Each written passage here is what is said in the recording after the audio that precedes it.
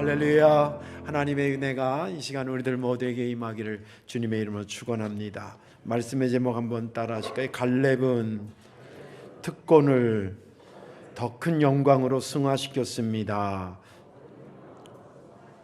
아멘, 아멘. 선교사들의 선교 내용들을 이렇게 들을 때에 또 어느 교회에서 선교한 그 내용들을 들을 때 가슴이 뭉클해지는 경우들이 있습니다. 대부분 뭉클하지만, 근데 뭉클할 때가 언제냐면 저들이 누릴 수 있는 특권을 누리는 데 집중하지 않고 그것을 헌신해서 더 큰 영광으로 승화시키는 걸 볼 때에 고개가 숙여지고 가슴이 뭉클해지고 감동을 받습니다. 그런 일을 하나 소개하려고 합니다. 2000년에 우리 감리교 청년 18명이 몽골에 단기 선교를 가게 됐습니다. 이제 그 교회에서 보낸 거죠. 근데 몽골에 가서 시골 교회에 태풍이 많이 불어서 그 함석으로 지붕이 이렇게 돼 있었는데 그 지붕들이 막 날아가고 그랬어요. 저도 그 동영상 그대로 봤는데, 그런데 이제 지붕이 날아가서 청년들이 가서 이제 지붕을 보수해 주는 겁니다. 근데 보수해 주는데 우리나라처럼 이렇게 전신주라든지 이런 게 다 안전하게 이렇게 설치되는 게 아니라 막 지붕 위로 막 지나가고 막 이래요. 근데 그걸 주의를 했었어야 되는데 어떻게 하다가 제가 사진을 보니까 그 전기줄에 사람 가슴이 딱 닿는 순간에 그냥 뻥 넘어지더라고요. 감전해서 순직하게 됐습니다. 죽었습니다.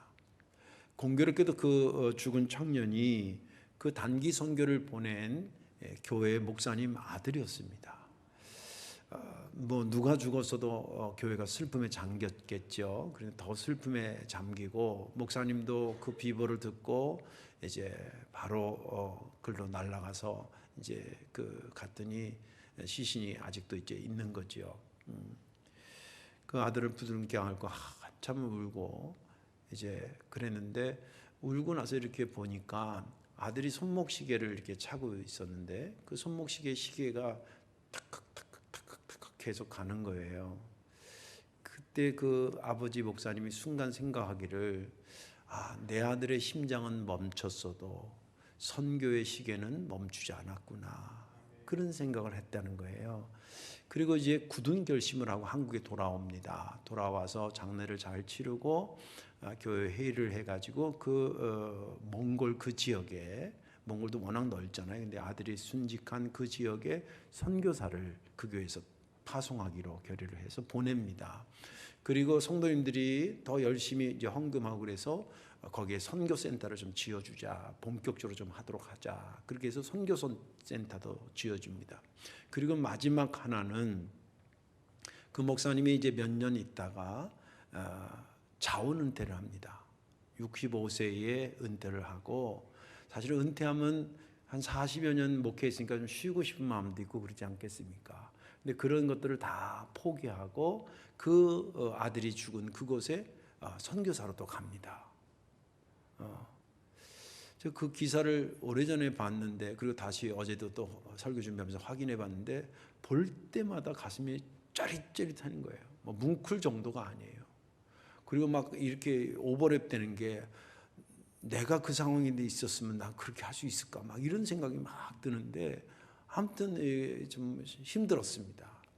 오늘 설교는 아마 전반적으로 내용은 그렇게 어렵지 않을 거예요. 그런데 그것을 살아내는 것은 좀 어려운 주제를 다루고 있습니다. 참 자랑스럽기도 하고 정말 고맙기도 한 그런 일화가 우리 감리교의 역사에 있습니다.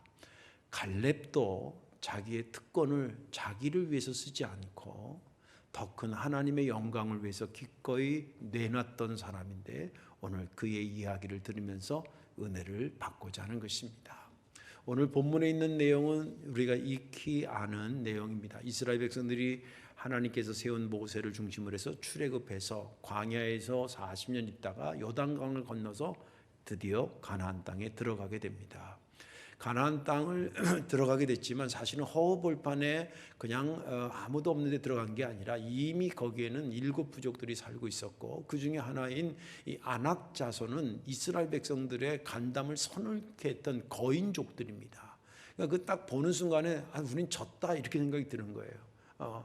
그런 사람들이 버틴겨 있는 데에 거기에 이제 들어가게 된 겁니다. 그러니까 여호수아 입장에서는 처음에 이제 기점을 마련하기 위해서 여리고성이라든지 아이성 이런 베이스 캠프 말하자면 그걸 친 다음에 그 다음부터는 어떤 작업을 하냐면 각 지파별로 땅을 분배해 줍니다.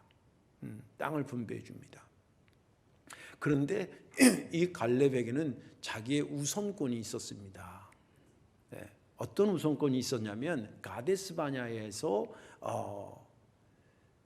정탐꾼을 보낼 때에 각 지파 대표로 모였는데 그때 여호수아도 거기에 대표로 왔고, 그리고 갈렙도 유다 지파의 대표로 왔고, 다른 10개 지파에서도 와서 12명을 구성해서 보낼 때에 그 가데스 바냐인데, 그 이야기부터 이제 갈렙이 여호수아에게 그 땅을 분배해 주는 여호수아에게 말하는 겁니다.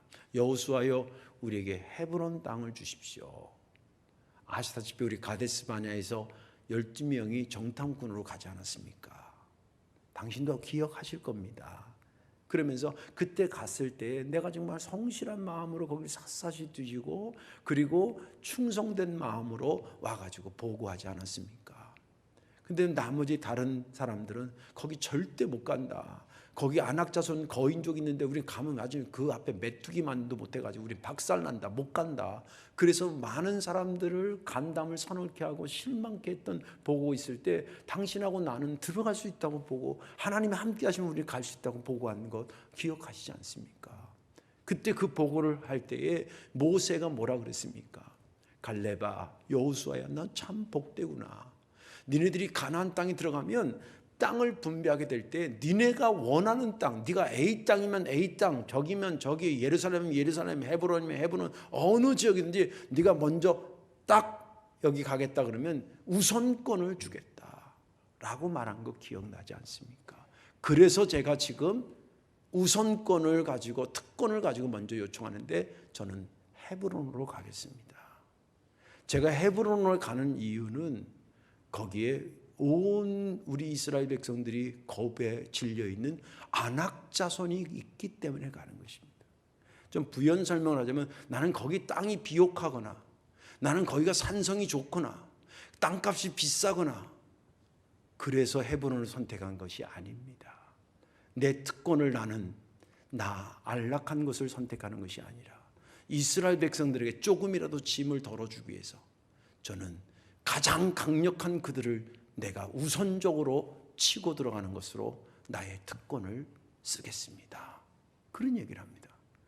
그 얘기를 들으니까 여호수아도 감동이 되는 거예요. 나는 우리 교인들이 다 그렇다고 생각해. 벌써 아멘이 줄어들잖아요. 그 얘기를 하고 듣고 여호수아가 너무 기분이 좋아서, 그렇게 하게나 당신 지파와 유다 지파와 함께 헤브론을 가시오. 그 얘기를 하고 그들이 거기 가서 그 아낙 자손과 그 거인족과 싸웁니다. 그때 그가 하는 말이, 하나님이 우리와 함께 하시면 우리는 능히 거기를 점령할 수 있습니다. 그 믿음 가지고 가서 해서 실제 점령을 합니다. 그래서 오늘 성경은 끝에가 뭐냐면 그 지역에 전쟁이 그쳤더라라고 하는 것으로 본문은 끝나고 있습니다. 지난 주간에 저는 이 본문을 읽고 12절 말씀을 유심히 묵상하게 되었습니다. 12절, 그날에 여호와께서 말씀하신 이 산지를 지금 내게 주소서. 당신도 그날에 들으셨거니와 그곳에는 아낙 사람이 있고 그 성읍들은 크고 견고할지라도 여호와께서 나와 함께 하시면 내가 여호와께서 말씀하신 대로 그들을 쫓아내리이다. 이 말씀이 은혜가 된 것은 여기는 그의 특권도 나와요. 그 산지를 내게 주소서. 지금 여호수아한테 당당하게 어디를 달라고 얘기할 수 있는 사람이 여호수아 자신하고 갈렙밖에 없었거든요.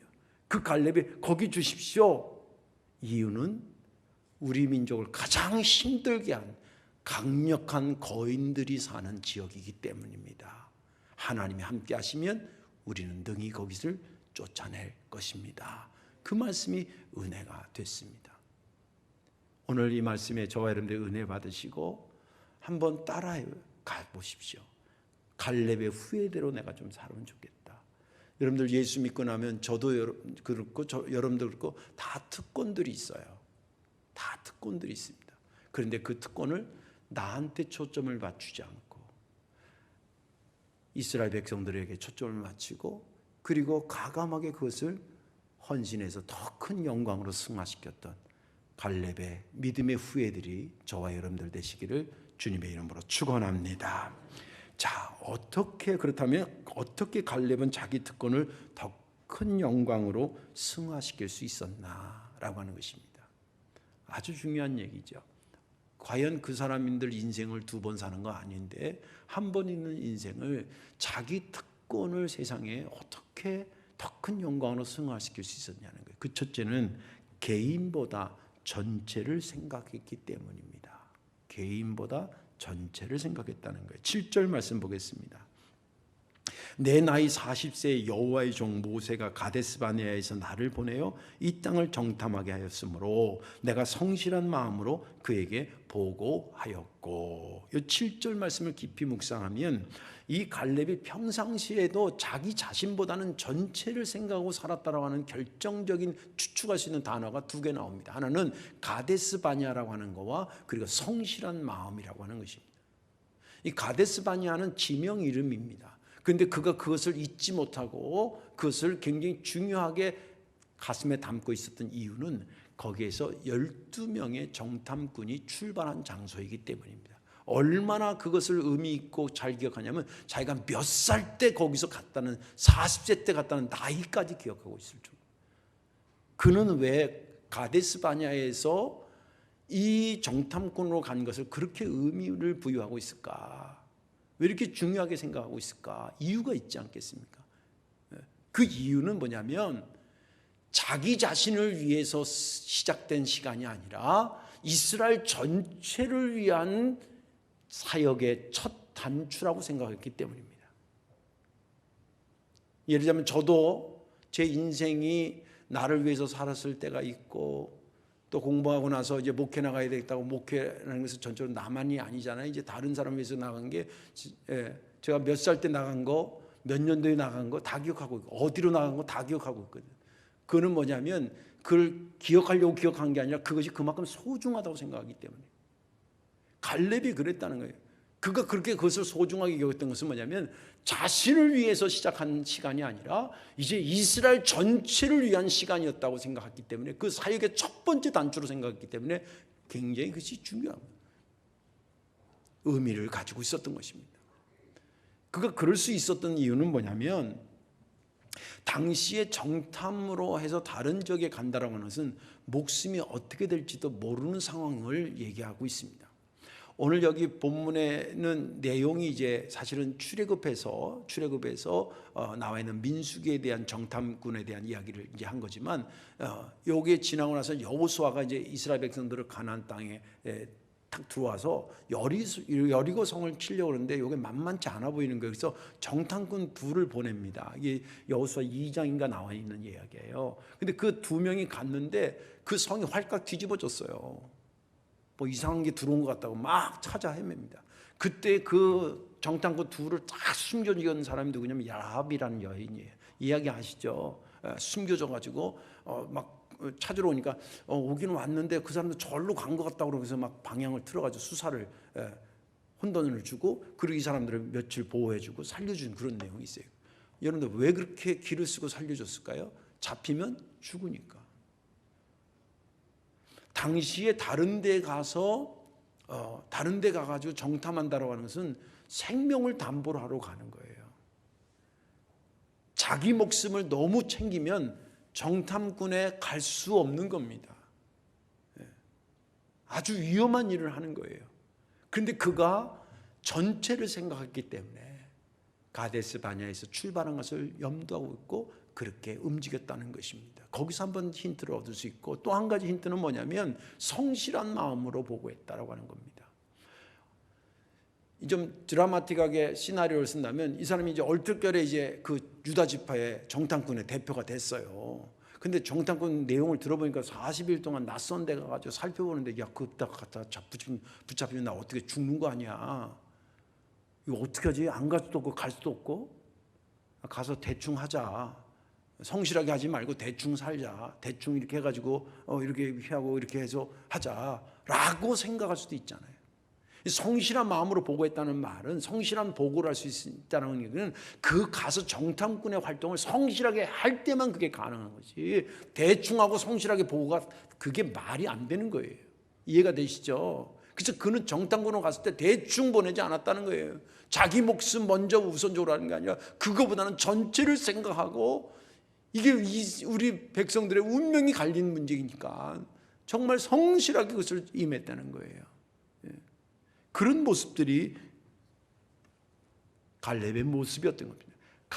가기 전에도 그랬고, 가서도 그렇고, 보고할 때도 그렇고, 늘 자기보다는 자기의 백성들과 나라와 전체를 보는 데에 그의 시선이 고정되어 있었기 때문에 그는 자기의 특권마저도 내려놓을 수 있었던 것입니다. 종합해서 본다고 한다면 자기 자신의 이득이라든지 안위라든지 이거보다는 늘 이스라엘 전체를 생각하고 거기가 잘 되는 것에 초점을 맞췄기 때문에 말 그대로 좋은 땅을 먼저 선점할 수 있는 특권이 있었음에도 불구하고 나는 그게 우선이 아니라, 우리 기왕의 특권을 쓴다고 한다면 우리 백성들이 가장 힘들어하고 짐스럽게 하는 그 안악자손을 내가 치러 가는 것으로 써야지라고 자기의 권리를 그렇게 활용했다는 것입니다. 그러니 그게 권리로 끝나지 않고 영광으로 승화되게 된 것입니다. 성경에 우리가 존경스러운 인물들, 그런 분들이 한두 명이 아니에요. 또 한 사람 예를 들자면 바울과 같은 사람입니다. 바울이 복음을 증거하러 가면서 얼마나 진짜 목숨이, 자기 그 서신에 보면 이러다가 내가 이제 이러다가 죽겠구나라는 살 소망이 끊어진 적도 있었다는 거예요.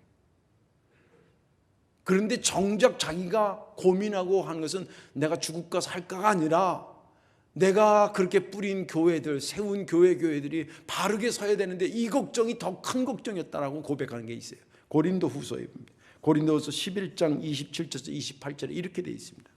또 수고하며 애쓰고 여러 번 자지 못하고 줄이며 목마르고 여러 번 굶고 춥고 헐벗어나라. 이게 본인이 당하는 고난입니다. 그러나 이 외에 일은 고사하고 그건 아무것도 아니라는 거예요. 아직도 날마다 내 속에 눌리는 일이 있으니 곧 모든 교회를 위하여 염려하는 것이라. 자기가 죽을까 갈까 이게 오더라도 사실 자기가 진짜 고민스러운 것은 세운 교회들에 대한 염려가 더 컸었다는 거예요.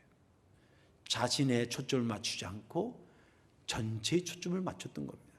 이 바울도 사도가 된 이후에 사도가 누릴 수 있는 특권이 있었을 겁니다. 그러나 그는 그것을 누리는 데 집중하지 않고 그것을 복음 증거하는 데에 썼습니다. 더 큰 영광을 위해서 승화시켰다는 것이죠. 자, 이제 이런 분들의 이야기를 들으면서 우리의 얘기로 한번 가져와 보십시다. 우리에게도 개인의 삶이 있고 전체의 삶이 있습니다. 이 말은 개인의 삶도 중요한 부분이 있고 전체의 삶도 중요한 부분이 있다는 겁니다. 어떤 게 뭐 딱 옳다라고 말할 수 없죠. 통계적으로 얘기하면, 통계라는 것은 100%는 얘기하는 게 아니에요. 추세를 얘기하는 겁니다. 통계를 보면 젊은 세대, 뭐 요새 MZ 세대라고 그러는데, 젊은 세대는요 전체를 생각하는 것보다 개인의 비중을 많이 두고 산대요. 반대로 기성세대, 좀 더 연배가 있는 분들은 개인보다는 전체를 더 우선 두고 산대요. 이게 통계적으로 나와 있어요. 어떤 것이 맞다, 물론 이렇게 된 것이 그들이 나쁜 사람이나 좋은 사람이나 그거하고 상관없어요. 그렇게 된 것이 사회적 요인도 있고 상황적 요인도 있어요. 그래서 어느 하나라고 딱 볼 수가 없어요. 그렇든 저렇든 통계적으로는 젊은 세대는 전체보다는 개인, 나이 드신 분들은 개인보단 전체, 이렇게 생각한다는 거예요. 그런데 그러면 그냥 자기 편한 대로 아무렇게나 생각하고 사십시오 라고 목사는 말하면 안 된다는 거예요. 우리 흔한 말로 자기가 알아서 하겠지, 그게 되는 법이가 있고, 신앙의 범위 내에서, 하나님의 말씀의 범위 내에서는 그게 그렇게 내버려도 일이 아니라는 거예요. 왜냐하면요, 하나님의 일은 개인의 비중을 둬서 이루어질 일이 있고 전체의 비중을 두고 이루어질 일이 있기 때문에 그래요. 천편일률적으로 자기중심적으로 해가지고 되는 일만 있는 게 아니에요. 교회라는 게, 하나님의 일이라는 게. 그래서 오늘 이런 말씀을 들으면서 이런 생각들을 하셔야 됩니다. 여러분들 스스로가 여러분들 하면, 이거 나이하고 상관없이 성향을 한번 분석해 보세요. 나는 나 개인의 비중을 많이 두고 사는 것 같아, 전체보다는. 그런 분이 있을 거예요. 또 반대로 나는 전체를 많이 생각하고 나는 좀 덜한 것 같아. 이런 부분들을 보완하실 필요가 있어요. 서로가 보완할 필요가 있습니다. 전체보다는 나 개인의, 이게 현대 시대의 흐름 중에 하나예요. 대세예요, 대세. 이거 큰 문제입니다. 그런 성향이 있다고 한다면, 내가 전체를 위해서 올해는 좀 더 노력을 기울이는 해가 돼야 되겠구나, 이런 결심들을 하셔야 됩니다. 반대로도 전체만 생각하고 자기 개인을 생각 안 하는 분들은 또 이것도 보완해야 되겠구나, 내 개인적인 것도 굉장히 중요하구나, 그렇게 생각하고 그것을 보완하는 것들이 필요합니다. 이런 조화가 잘 될 때에, 그럴 때에 자신의 포기할 수 있고 특권을 포기하고 더 큰 영광으로 올라갈 수 있는 건강한 형태를 갖출 수 있다는 것입니다. 그런 저와 여러분들 되시기를 주의 이름으로 축원합니다. 갈렙은 그랬습니다. 자기 개인의 특권에 집중하지 않았고 전체를 보는 까닭에 때로는 그것을 뒤로 함으로 더 큰 영광으로 나아갔던 것입니다. 마지막 두 번째는 어떻게 갈렙은 자기 특권을 더 큰 영광으로 승화시킬 수 있었냐? 자기 능력이 아닌 하나님의 능력을 받기 때문입니다. 12절 말씀 보겠습니다. 그날에 여호와께서 말씀하신 이 산지를 지금 내게 주소서. 당신도 그날에 들으셨거니와 그곳에는 아낙 사람이 있고 그 성읍들은 크고 견고할지라도 여호와께서 나와 함께 하시면 내가 여호와께서 말씀하신 대로 그들을 쫓아내리이다. 이 말은 뭐냐면, 여호수아에게 갈렙이 말하기를 헤브론을 주세요. 거기 들어갈 수 있습니다.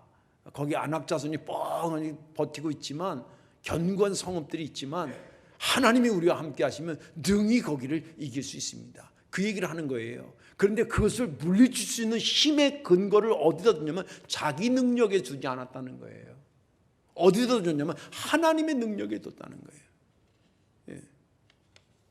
그래서 오늘 이 12절에 보면 여호와라는 단어가 3번이나 나와요. 여호와께서 말씀하신, 여호와께서 나와 함께 하시면, 여호와께서 말씀하신 대로.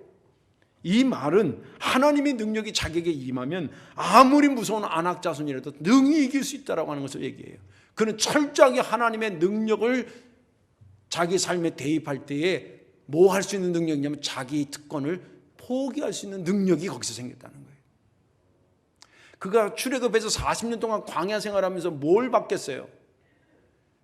어디로 갈지 모를 때 구름 기둥과 불 기둥으로 인도하시는 하나님의 능력을 받고요, 무엇을 먹어야 될지 모를 때에 하나님 내리는 만나를 그가 능력을 받고요, 무엇을 마실지 모를 때, 어디서 마실지 모를 때 그 물을 내시는 하나님의 능력을 봤어요. 40년 동안 그가 깨달은 것은 하나님의 능력이 어마어마하다라고 하는 거예요. 그것이 그에게 이제 믿음이 됐고, 믿음은 여러분 알다시피 앞에 것을 끌어다가 오늘 볼 수 있는 게 믿음이잖아요. 그 앞으로 이거 지금 쳐들어가 가지고 저 안악자손하고 붙어오는데 자기 능력으로 볼 때는 이게 이길 자신이 없어요. 그러면 나부터도 거기 선택하겠어요? 특권을? 가장 쉽게 비옥한 땅, 요걸 찾으려고 특권을 활용하지 않겠어요? 카드를? 요새 뭐 엄마 찬스, 아버지 찬스, 삼촌 찬스 뭐 많이 나오더만.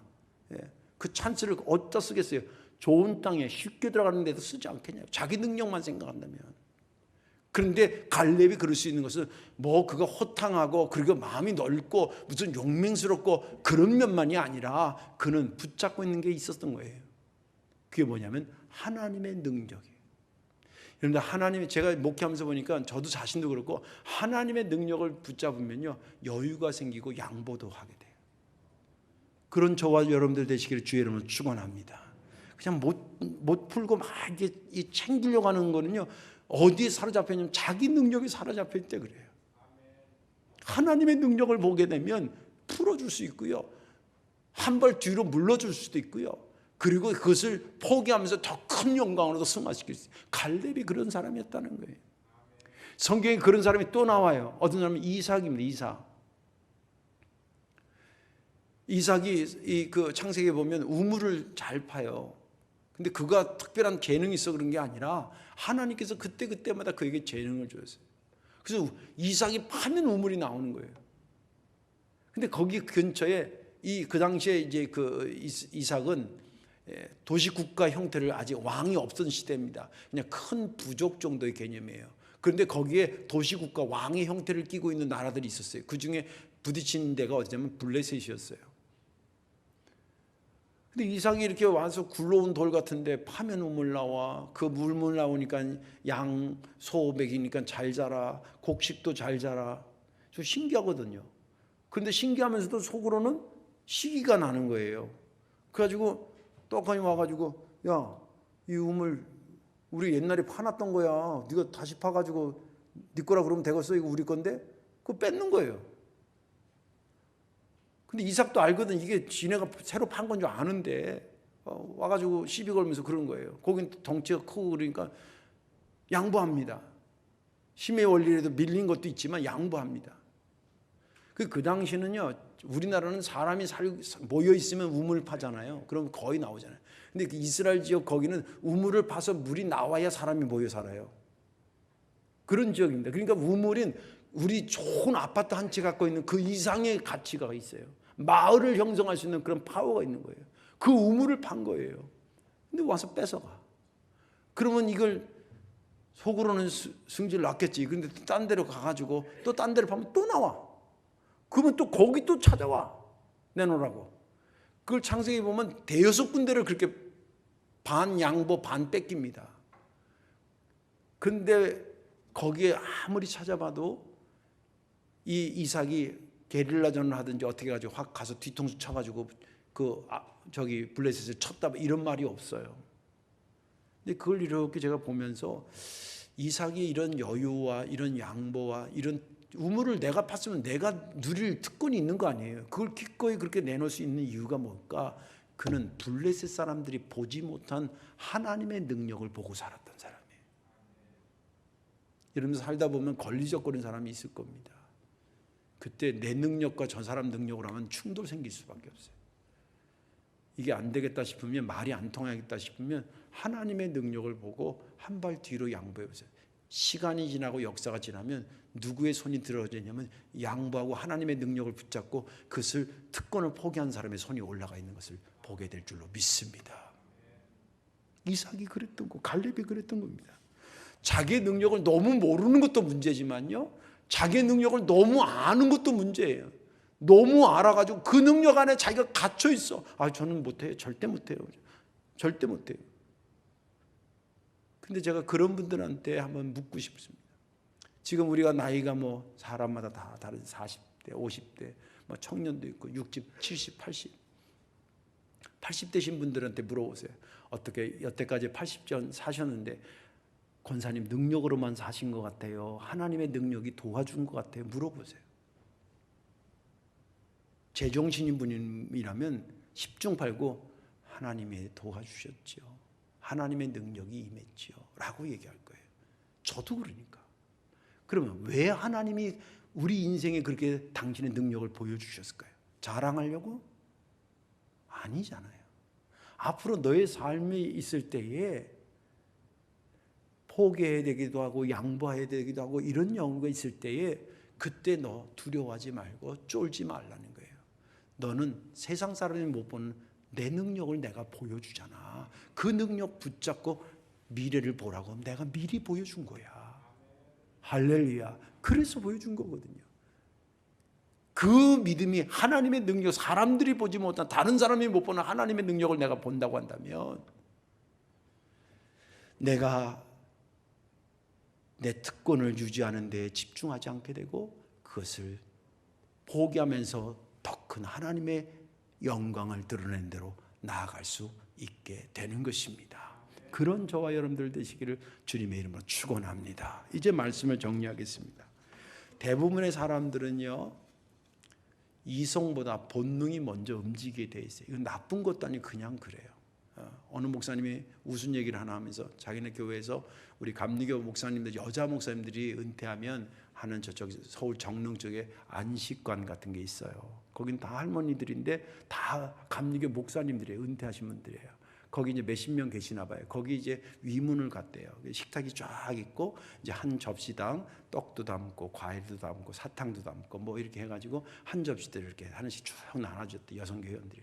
근데 자기가 우연히 이렇게 보게 됐는데 접시를 이렇게 자기가 딱 받아보면 자기 접시만 쳐다보고 있으면 되잖아요. 근데 옆 사람 거를 이렇게 쳐다보더래. 근데 그분만 그런 게 아니라 대부분의 사람들이 받았는데 옆 사람 걸 쳐다보고 있더래. 혹시 내 떡보다 제 떡이 큰 것 같아서. 이게 본능인 거예요. 그런데 하나님께서 본능으로만 살지 말으라고 우리에게 이성을 주셨고, 순간순간 내 속에서 이성과 본능이 계속 싸우고 토의하고 그래요.